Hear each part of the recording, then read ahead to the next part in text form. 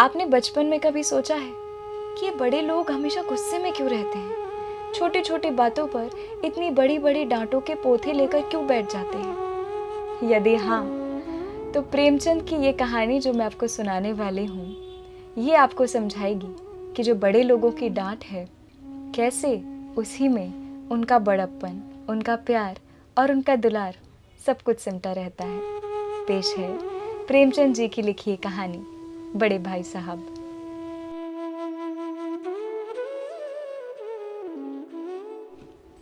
मेरे भाई साहब मुझसे 5 साल बड़े थे, लेकिन केवल 3 दर्जे आगे। उन्होंने भी उसी उम्र में पढ़ना शुरू किया था जब मैंने शुरू किया, लेकिन तालीम जैसे महत्व के मामले में वह जल्दबाजी से काम लेना पसंद न करते थे। इस भावना की बुनियाद खूब मजबूत डालना चाहते थे, जिस पर आलीशान महल बन सके। 1 साल का काम 2 साल में करते थे, कभी कभी 3 साल भी लग जाते थे। बुनियाद ही पुख्ता न हो तो मकान कैसे पायदार बने? मैं छोटा था, वे बड़े थे। मेरी उम्र 9 साल की थी, वे 14 साल के थे। उन्हें मेरी तस्बीह और निगरानी का पूरा और जन्मसिद्ध अधिकार था, और मेरी शालीनता इसी में थी कि उनके हुक्म को कानून समझूं। वे स्वभाव से बड़े अध्ययनशील थे, हर दम किताब खोले बैठे रहते, और शायद दिमाग को आराम देने के लिए कभी कॉपी पर, कभी किताब के हाशियों पर चिड़ियों, कुत्तों, बिल्लियों की तस्वीरें बनाया करते थे। कभी कभी एक ही नाम या शब्द या वाक्य 10-20 बार लिख डालते। कभी एक शेर को बार बार सुंदर अक्षरों में नकल करते। कभी ऐसी शब्द रचना करते जिसमें न कोई अर्थ होता न सामंजस्य। मसलन एक बार उनकी कॉपी पर मैंने ये इबारत देखी, स्पेशल, अमीना, भाइयों भाइयों, दरअसल, भाई भाई, राधे श्याम, श्रीयुत, राधे श्याम। 1 घंटे तक। इसके बाद एक आदमी का चेहरा बना हुआ था। मैंने बहुत चेष्टा की कि इस पहेली को कोई अर्थ निकाल सकूं, लेकिन असफल रहा और उनसे पूछने का साहस न हुआ। वे 9वीं जमात में थे, मैं 5वीं में। उनकी रचनाओं को समझना मेरे लिए छोटा मुंह बड़ी बात थी। मेरा जी पढ़ने में बिल्कुल न लगता था। 1 घंटा भी किताब लेकर बैठना पहाड़ था। मौका पाते ही हॉस्टल से निकलकर मैदान में आ जाता और कभी कंकरियाँ उछालता, कभी कागज़ की तितलियाँ उड़ाता, और कहीं कोई साथी मिल गया तो पूछना ही क्या। कभी 4 दीवारी पर चढ़कर नीचे कूद रहे हैं, कभी फाटक पर सवार, उसे आगे पीछे चलाते हुए मोटर कार का आनंद ले रहे हैं। लेकिन कमरे में आते ही भाई साहब का वह रौद्र रूप देखकर प्राण सूख जाते।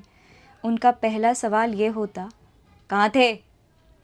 हमेशा यही सवाल इसी ध्वनि में हमेशा पूछा जाता था, और इसका जवाब मेरे पास केवल मौन था। न जाने मेरे मुंह से ये बात क्यों ना निकलती कि ज़रा बाहर खेल रहा था। मेरा मौन कह देता था कि मुझे अपना अपराध स्वीकार है, और भाई साहब के लिए इसके सिवा और कोई इलाज न था कि स्नेह और रोष से मिले हुए शब्दों में मेरा सत्कार करें। इस तरह अंग्रेज़ी पढ़ोगे तो ज़िंदगी भर पढ़ते रहोगे और हर्फ ना आएगा। अंग्रेज़ी पढ़ना कोई हंसी खेल नहीं कि जो चाहे पढ़ लें, नहीं तो ऐरा गहरा नत्थु कहरा सभी अंग्रेज़ी के विद्वान हो जाते। यहाँ रात दिन आंखें फोड़नी पड़ती हैं और खून जलाना पड़ता है, तब कहीं ये विद्या आती है। और आती क्या है? हाँ, कहने को आ जाती है। बड़े बड़े विद्वान भी शुद्ध अंग्रेज़ी नहीं लिख सकते, बोलना तो दूर रहा। और मैं कहता हूँ, तुम कितने घोंगा हो कि मुझे देखकर भी सबक नहीं लेते। मैं कितनी मेहनत करता हूँ ये तुम अपनी आंखों से देखते हो। अगर नहीं देखते तो ये तुम्हारी आंखों का कसूर है, तुम्हारी बुद्धि का कसूर है। इतने मेले तमाशे होते हैं, मुझे तुमने कभी देखने जाते देखा है? रोज़ ही क्रिकेट और हॉकी के मैच होते हैं, मैं पास नहीं फटकता, हमेशा पढ़ता रहता हूँ। उस पर भी 1-1 दर्जे में 2-2, 3-3 साल पढ़ा रहता हूँ। फिर भी तुम कैसे आशा करते हो कि तुम यूँ खेल कूद में वक्त गवा कर पास हो जाओगे? मुझे 2-3 साल ही लगते हैं, तुम उम्र भर इसी दर्जे में पढ़े सड़ते रहोगे। अगर तुम्हें इस तरह उम्र गंवानी है तो बेहतर है घर चले जाओ और मज़े से गुल्ली डंडा खेलो। दादा की गाड़ी कमाई के रुपये पैसे बर्बाद क्यों करते हो? मैं ये लताड़ सुनकर आंसू बहाने लगता। जवाब ही क्या था? अपराध तो मैंने किया, लताड़ कौन सहे। भाई साहब उपदेश की कला में निपुण थे। ऐसी ऐसी लगती बातें, ऐसे ऐसे सूखती बाण चलाते कि मेरे जिगर के टुकड़े टुकड़े हो जाते और हिम्मत टूट जाती। इस तरह जान तोड़कर मेहनत करने की शक्ति में मैं अपने को न पाता और उस निराशा में ज़रा देर के लिए मैं सोचने लगता, क्यों ना घर चला जाऊं? जो काम मेरे बूते के बाहर है उसमें हाथ डालकर क्यों अपनी ज़िंदगी ख़राब करूं? मुझे अपना मूर्ख रहना मंजूर था, लेकिन उतनी मेहनत, मुझे तो चक्कर आ जाता था। लेकिन घंटे 2 घंटे बाद निराशा के बादल छंट जाते और मैं इरादा करता कि आगे से खूब जी लगाकर पढ़ूंगा। चटपट एक टाइम टेबल बना डालता, बिना पहले से नक्शा बनाए, कोई स्कीम तैयार किए काम कैसे शुरू करूं। टाइम टेबल में खेल कूद की मत बिल्कुल उड़ जाती। प्रातःकाल उठना, 6 बजे मुंह हाथ धो नाश्ता कर पढ़ने बैठ जाना। 6 से 8 तक अंग्रेज़ी, 8 से 9 तक हिसाब, 9 से 9:30 तक इतिहास, फिर भोजन और स्कूल। 3:30 बजे स्कूल से वापस होकर आधा घंटा आराम, 4 से 5 तक भूगोल, 5 से 6 तक ग्रामर, आध घंटा हॉस्टल के सामने ही टहलना, 6:30 से 7 तक अंग्रेज़ी कॉम्पोजिशन, फिर भोजन करके 8 से 9 तक अनुवाद, 9 से 10 तक हिंदी, 10 से 11 तक विविध विषय, फिर विश्राम। मगर टाइम टेबल बना लेना एक बात है, उस पर अमल करना दूसरी बात। पहले ही दिन उसकी अवहेलना शुरू हो जाती। मैदान की वह सुखद हरियाली, हवा के हल्के हल्के झोंके, फुटबॉल की उछल कूद, कबड्डी के वह दांव घात, वॉलीबॉल की तेज़ी और फुर्ती मुझे अज्ञात और अनिवार्य रूप से खींच ले जाती और वहाँ जाते ही मैं सब कुछ भूल जाता। वह जानलेवा टाइम टेबल, वह आँख फोड़ पुस्तकें किसी को याद न रहती और भाई साहब की नसीहत और फजीहत का अवसर मिल जाता। मैं उनके साए से भागता, उनकी आँखों से दूर रहने की चेष्टा करता। कमरे में इस तरह दबे पाँव आता कि उन्हें खबर न हो। उनकी नज़र मेरी ओर उठी और मेरे प्राण निकले। हमेशा सिर पर एक नंगी तलवार सी लटकती मालूम होती। फिर भी जैसे मौत और विपत्ति के बीच भी आदमी मोह और माया के बंधन में जकड़ा रहता है, मैं फटकार और घुड़कियाँ खाकर भी खेल कूद का तिरस्कार न कर सकता। सालाना इम्तिहान हुआ। भाई साहब फेल हो गए, मैं पास हो गया और दर्जे में प्रथम आया। मेरे और उनके बीच केवल 2 साल का अंतर रह गया। जी में आया, भाई साहब को आड़े हाथों लूं। आपकी वह घोर तपस्या कहाँ गई? मुझे देखिए, मज़े से खेलता भी रहा और दर्जे में अव्वल भी हूँ। लेकिन वह इतने दुखी और उदास थे कि मुझे उनसे दिली हमदर्दी हुई और उनके घाव पर नमक छिड़कने का विचार ही लज्जास्पद जान पड़ा। हाँ, अब मुझे अपने ऊपर कुछ अभिमान हुआ और आत्मसम्मान भी बढ़ा। भाई साहब का वह रौब मुझ पर न रहा। आज़ादी से खेल कूद में शरीक होने लगा। दिल मजबूत था। अगर उन्होंने फिर फजीहत की तो साफ कह दूंगा, आपने अपना खून जलाकर कौन सा तीर मार लिया? मैं तो खेलते कूदते दर्जे में अव्वल आ गया। जबान से ये हेकड़ी जताने का साहस न होने पर भी मेरे रंग ढंग से साफ जाहिर होता था कि भाई साहब का वह आतंक मुझ पर नहीं था। भाई साहब ने इसे भांप लिया। उनकी सहज बुद्धि बड़ी तीव्र थी और एक दिन जब मैं भोर का सारा समय गुली डंडे की भेंट करके भोजन के समय लौटा, तो भाई साहब ने मानो तलवार खींच ली और मुझ पर टूट पड़े।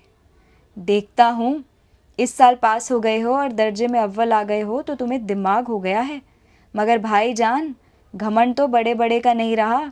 तुम्हारी क्या हस्ती है? इतिहास में रावण का हाल तो पढ़ा ही होगा। उसके चरित्र से तुमने कौन सा उपदेश लिया, या यूं ही पढ़ गए? महज इम्तिहान पास कर लेना कोई चीज़ नहीं, असल चीज़ है बुद्धि का विकास। जो कुछ पढ़ो उसका अभिप्राय समझो। रावण भूमंडल का स्वामी था।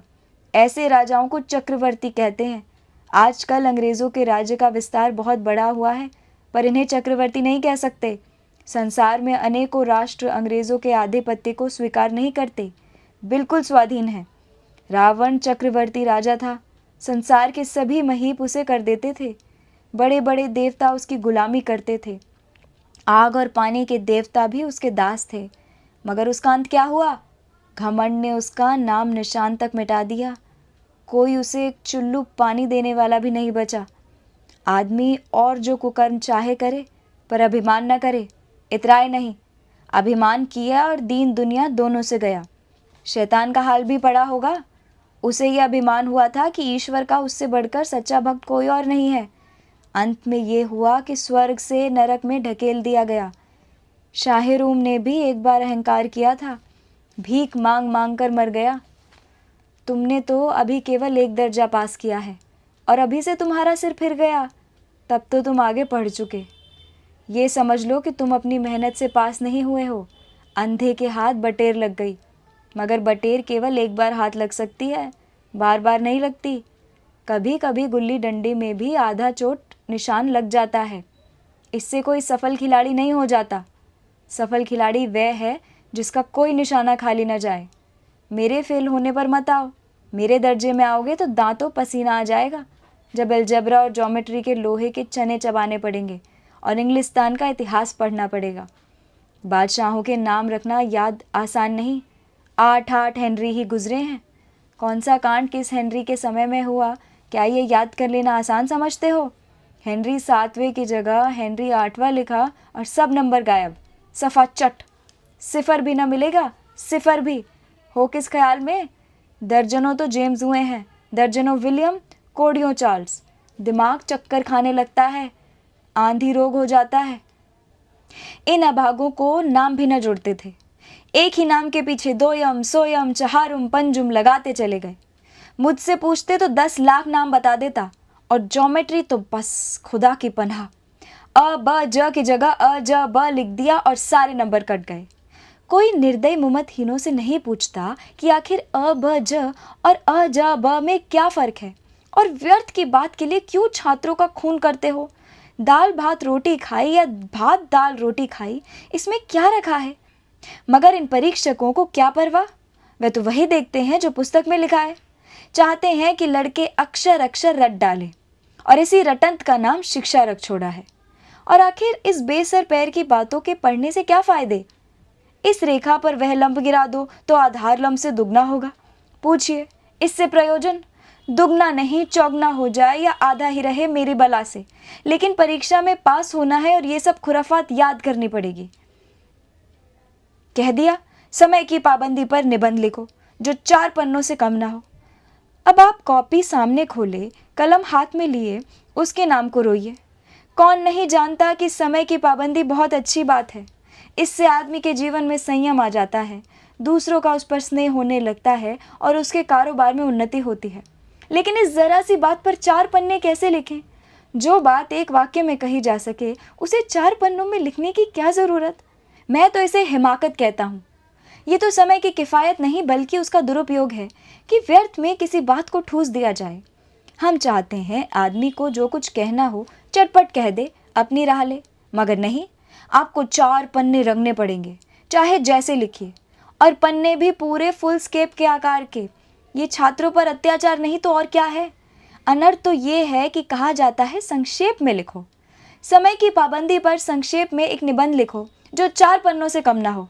ठीक, संक्षेप में तो 4 पन्ने हुए नहीं, शायद 100-200 पन्ने लिखवाते। तेज भी दौड़ी और धीरे धीरे भी। उल्टी बात है या नहीं? बालक भी इतनी सी बात समझ सकता है, लेकिन इन अध्यापकों को इतनी सी तमीज़ भी नहीं। उस पर दावा है कि हम अध्यापक हैं। मेरे दर्जे में आओगे लाला तो ये सारे पापड़ बेलने पड़ेंगे, और तब आटे दाल का भाव मालूम होगा। इस दर्जे में अव्वल आ गए हो तो ज़मीन पर पाँव नहीं रखते। इसलिए मेरा कहना मानिए, लाख फेल हो गया हूँ लेकिन तुमसे बड़ा हूँ। संसार का मुझे तुमसे कहीं ज़्यादा अनुभव है। जो कुछ कहता हूँ उसे गिरह बांधिए, नहीं पछताइएगा। स्कूल का समय निकट था। नहीं ईश्वर जाने ये उपदेश माला कब तक समाप्त होती। भोजन आज मुझे निस्वाद सा लग रहा था। जब पास होने पर यह तिरस्कार हो रहा है तो फेल हो जाने पर शायद प्राण ही ले लिए जाएं। भाई साहब ने अपने दर्जे की पढ़ाई का जो भयंकर चित्र खींचा था, उसने मुझे भयभीत कर दिया। स्कूल छोड़कर घर नहीं भागा, यही ताज्जुब है। लेकिन इतने तिरस्कार पर भी पुस्तकों में मेरी अरुचि ज्यों की त्यों बनी रही। खेल कूद का कोई अवसर हाथ से न जाने देता। पढ़ता भी, मगर बहुत कम। बस इतना ही कि रोज़ का टास्क पूरा हो जाए और दर्जे में जलील ना होना पड़े। अपने ऊपर जो विश्वास पैदा था वह फिर लुप्त हो गया और फिर वही चोरों का सा जीवन कटने लगा। फिर सालाना इम्तिहान हुआ और कुछ ऐसा संयोग हुआ, मैं फिर पास हुआ और भाई साहब फेल हो गए। मैंने बहुत मेहनत नहीं की, पर न जाने कैसे दर्जे में अव्वल आ गया। मुझे खुद अचरज हुआ। भाई साहब ने प्राणांतक परिश्रम किया, कोर्स का एक एक शब्द चाट गए थे। 10 बजे तक रात इधर, 4 बजे भोर से उधर, 6 से 9:30 तक स्कूल में जाने से पहले मुद्रा कांतिहीन हो गई थी, मगर बेचारे फेल हो गए। मुझे उन पर दया आती थी। नतीजा सुनाया गया तो वे रो पड़े और मैं भी रोने लगा। अपने पास होने की खुशी आधी हो गई। मैं भी फेल हो गया होता तो भाई साहब को इतना दुख न होता, लेकिन विधि की बात कौन टाले। मेरे और भाई साहब के बीच अब केवल 1 दर्जे का अंतर और रह गया। मेरे मन में एक कुटिल भावना उदय हुई कि कहीं भाई साहब 1 साल और फेल हो जाएं तो मैं उनके बराबर हो जाऊं, फिर वह किस आधार पर मेरी फजीहत कर सकेंगे। लेकिन मैंने इस कमीने विचार को दिल से बलपूर्वक निकाल डाला। आखिर वे मुझे मेरे हित के विचार से ही डांटते हैं। मुझे इस वक्त अप्रिय लगता है अवश्य, मगर वे शायद उनके उपदेशों का ही असर हो कि मैं दनादन पास हो जाता हूँ, और इतने अच्छे नंबरों से। अब भाई साहब बहुत कुछ नर्म पड़ गए थे। कई बार मुझे डांटने का अवसर पाकर भी उन्होंने धीरज से काम लिया। शायद अब वे खुद समझने लग गए थे कि मुझे डांटने का अधिकार उन्हें नहीं रहा, या रहा भी तो बहुत कम। मेरी स्वच्छंदता भी बढ़ी। मैं उनकी सहिष्णुता का अनुचित लाभ उठाने लगा। मुझे कुछ ऐसी धारणा हुई कि मैं पास हो ही जाऊंगा, पढ़ूं या न पढ़ूं, मेरी तकदीर बलवान है। इसलिए भाई साहब के डर से जो थोड़ा बहुत पढ़ लिया करता था वह भी बंद हुआ। मुझे कनकौवे उड़ाने का नया शौक पैदा हो गया था और अब सारा समय पतंगबाजी की ही भेंट होता था। फिर भी मैं भाई साहब का अदब करता था और उनकी नज़र बचाकर कनकौवे उड़ाता था। मांझा देना, कन्ने बांधना, पतंग टूर्नामेंट की तैयारियां आदि समस्याएं सब गुप्त रूप से हल की जाती थी। मैं भाई साहब को ये संदेह न करने देना चाहता था कि उनका सम्मान और लिहाज मेरी नज़रों में कम हो गया है। एक दिन संध्या समय हॉस्टल से दूर मैं कनकौवा लूटने बेतहाशा दौड़ा जा रहा था। आंखें आसमान की ओर थी और मन उस आकाशगामी पथिक की ओर जो मंद गति से झूमता पतन की ओर चला आ रहा था। मानो कोई आत्मा स्वर्ग से निकलकर विरक्त मन से गए संस्कार ग्रहण करने आ रही हो। बालकों की पूरी सेना लग्गे और झाड़दार बांस लिए इसका स्वागत करने को दौड़ी आ रही थी। किसी को अपने आगे पीछे की खबर न थी। सभी मानो उस पतंग के साथ ही आकाश में उड़ रहे थे, जहाँ सब कुछ समतल है, न मोटर कार है, न ट्राम, न गाड़ियाँ। सहसा भाई साहब से मेरी मुठभेड़ हो गई, जो शायद बाजार से लौट रहे थे। उन्होंने वहीं हाथ पकड़ लिया और उग्र भाव से बोले, इन बाजारी लड़कों के साथ धेले के कनकौवे के लिए दौड़ते तुम्हें शर्म नहीं आती? तुम्हें इसका कुछ लिहाज नहीं है कि अब नीची जमात में नहीं हो, बल्कि 8वीं जमात में हो गए हो और मुझसे केवल 1 दर्जा नीचे हो। आखिर आदमी को कुछ तो अपनी पोजीशन का ख्याल रखना चाहिए। एक ज़माना था कि लोग 8वां दर्जा पास करके नायाब तहसीलदार हो जाते थे। मैं कितने ही मिडिलचियों को जानता हूँ जो आज अव्वल दर्जे के डिप्टी मजिस्ट्रेट हैं या सुपरिटेंडेंट हैं। कितने ही 8वीं जमात वाले हमारे लीडर और समाचार पत्रों के संपादक हैं। बड़े बड़े विद्वान उनकी मातहती का काम करते हैं, और तुम उसी 8वें दर्जे में आकर बाजारी लड़कों के साथ कनकौवे के लिए दौड़ रहे हो। मुझे तुम्हारी इस कमकली पर दुख होता है। तुम ज़हीन हो, इसमें शक नहीं, लेकिन वह ज़हन किस काम का जो तुम्हारे आत्मगौरव की हत्या कर डाले। तुम अपने दिल में समझते होगे मैं भाई साहब से महज 1 दर्जा नीचे हूँ और अब उन्हें मुझको कुछ कहने का हक नहीं, लेकिन ये तुम्हारी गलती है। मैं तुमसे 5 साल बड़ा हूँ और हमेशा रहूँगा। मुझे दुनिया का और ज़िंदगी का जो तजुर्बा है, तुम उसकी बराबरी नहीं कर सकते, चाहे तुम एमए और डीलिट और डीफिल ही क्यों ना हो जाओ। समझ किताबें पढ़ने से नहीं आती, दुनिया देखने से आती है। हमारी अम्मा ने कोई दर्जा नहीं पास किया और दादा भी शायद 5वीं 6ठी जमात से आगे नहीं गए, लेकिन हम दोनों चाहे सारी दुनिया की विद्या पढ़ लें, अम्मा और दादा को हमें समझाने और सुधारने का अधिकार हमेशा रहेगा। केवल इसलिए नहीं कि वे हमारे जन्मदाता हैं, बल्कि इसलिए कि उन्हें दुनिया का हमसे ज़्यादा तजुर्बा है और रहेगा। अमेरिका में किस तरह की राज व्यवस्था है और 8वें हेनरी ने कितने ब्याह किए और आकाश में कितने नक्षत्र हैं, ये बातें चाहे उन्हें ना मालूम हो, लेकिन हज़ारों ऐसी बातें हैं जिनका ज्ञान उन्हें हमसे और तुमसे ज़्यादा है। दैव ना करे आज मैं बीमार हो जाऊं तो तुम्हारे हाथ पांव फूल जाएंगे। दादा को तार देने के सिवा तुम्हें और कुछ ना सूझेगा, लेकिन तुम्हारी जगह दादा हो तो किसी को तार न दे, न घबराए न बदहवास हो। पहले खुद मरज पहचान कर इलाज करेंगे, उसमें सफल न हुए तो किसी डॉक्टर को बुलाएंगे। बीमारी तो खैर बड़ी चीज़ है, हम तुम तो इतना भी नहीं जानते कि महीने भर का खर्च महीना भर कैसे चले। जो कुछ दादा भेजते हैं उसे हम 20-22 तक खर्च कर डालते हैं और फिर पैसे पैसे को मोहताज हो जाते हैं। नाश्ता बंद हो जाता है, धोबी और नाई से मुंह चुराने लगते हैं। लेकिन जितना आज हम और तुम खर्च कर रहे हैं, उसके आधे में दादा ने अपनी उम्र का बड़ा भाग इज्जत और नेकनामी के साथ निभाया है और कुटुंब का पालन किया है, जिसमें सब मिलाकर 9 आदमी थे। अपने हेडमास्टर साहब को ही देखो, एमए हैं कि नहीं, और यहाँ के एमए नहीं, ऑक्सफोर्ड के। 1000 रुपये पाते हैं, लेकिन उनके घर का इंतज़ाम कौन करता है? उनकी बूढ़ी माँ। हेडमास्टर साहब की डिग्री यहाँ बेकार हो गई। पहले खुद कर का इंतज़ाम करते थे, खर्च पूरा ना पड़ता था, कर्जदार रहते थे। जब से उनकी माताजी ने प्रबंध अपने हाथ में ले लिया है, जैसे घर में लक्ष्मी आ गई है।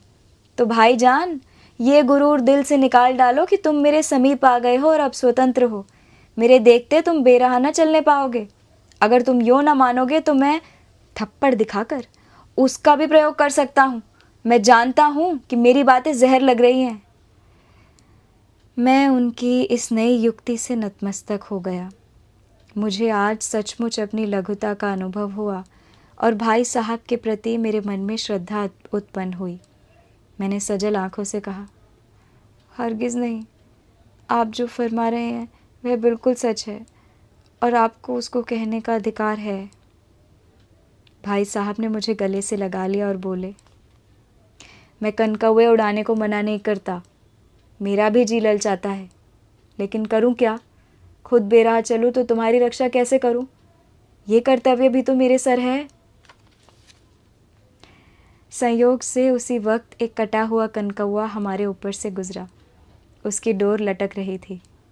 लड़कों का एक गोल पीछे पीछे दौड़ा चला आता था। भाई साहब लंबे हैं ही, उछलकर उसकी डोर पकड़ ली और बेतहाशा हॉस्टल की तरफ दौड़े। मैं पीछे पीछे दौड़ रहा था। बहुत शुक्रिया ये डांट से भरी हुई मगर फिर भी ढेर सारे प्यार से भरी हुई कहानी मेरी आवाज़ में सुनने के लिए। यदि ये कहानी आपको पसंद आई और आप मेरी आवाज़ में और कहानियाँ सुनना चाहते हैं तो इस चैनल को सब्सक्राइब ज़रूर करें और इसे अपने परिवार मित्रगणों से साझा ज़रूर करें। That was all from me and the story. Until अगली बार, stay high on साहित्य।